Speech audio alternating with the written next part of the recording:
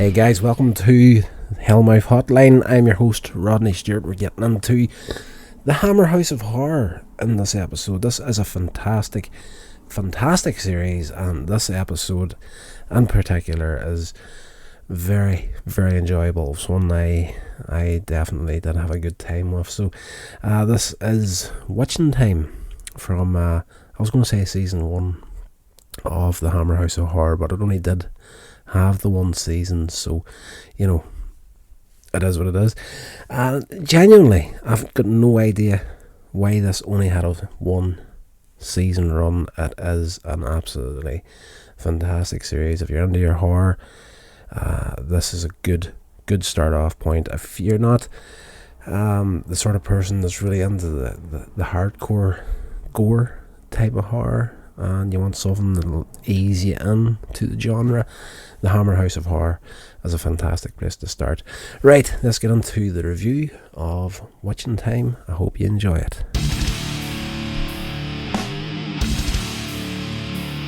This is Witching Time. It stars John Finch, Patricia Quinn, Prunella Gee, Ian McCullough, Leonard Pierce is on here, who I actually didn't realise that was him. He was the granddad in Only Fools and Horses. I knew whenever I seen his face, but he's quite a younger version compared to the person I knew in the Only Fools and Horses series. So that's interesting for me to see that there. Yes. Patricia Quinn, who plays the witch in this episode, if memory serves me correctly, she is actually from Northern Ireland, or was from Northern Ireland, if I do recall properly. She's actually passed away now, but basically this is the story of a guy who lives in a isolated farm in rural England, and he is like a music composer, and I just spat all over the camera. Sorry about that. He's a music composer for television and short films, and his wife is an actress whose their relationship is not doing well at the start of this here. It starts off, he's on his own at the farmhouse, she's off working, and we discover she's actually seeing someone behind the husband's back while she's gone.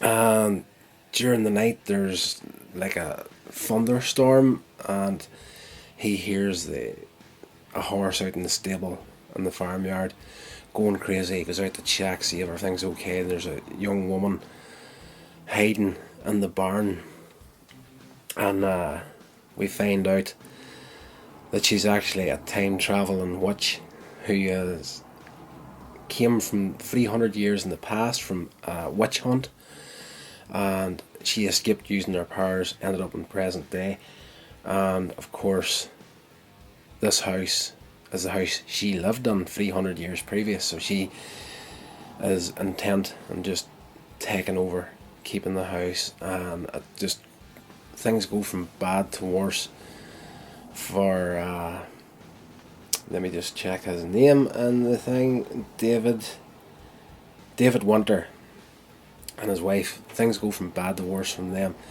for them as this witch decides she's here and she's here to stay. And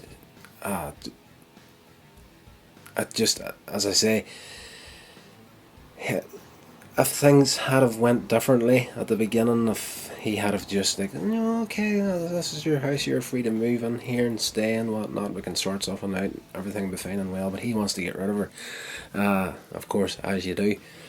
And of course when the wife eventually comes back, the witch is jealous of her.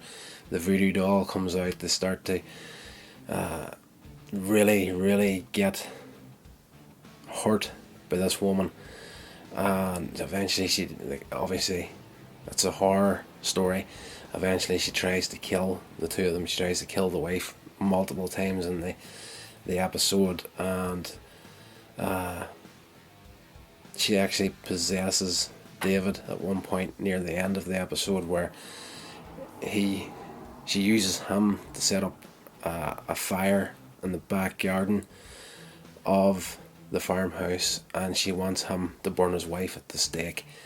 Then there's a final showdown between the witch and the wife, and very well done episode. I have given you a lot of information from it there, but the visual effects in this are absolutely fantastic. The turning point when the wife starts to actually believe him and everything that's happening. He's told her there's a witch here. She's doing all this stuff. The wife doesn't believe him. She's about to leave him at one point during the episode, and the witch's powers go crazy, and she just, everything in the bedroom of the house starts getting flung off the dresser, and the doors of the wardrobe burst open, like just clothes start flying out everywhere. The window explodes from the outside into the room. Absolutely beautifully done practical effects in this episode. Beautiful. I enjoyed this one so much. This is probably one of the strongest episodes out of the series. So definitely, if you are interested in horror of any sort, this is definitely a good start off point for you. From the point of view of, if you're intrigued by horror movies, but you don't really have the nerve to actually sit through a horror movie late at night, the sort of thing, like, I can't watch this, I have to watch this first thing in the morning, because if I watch it before bedtime I'm going to have nightmares.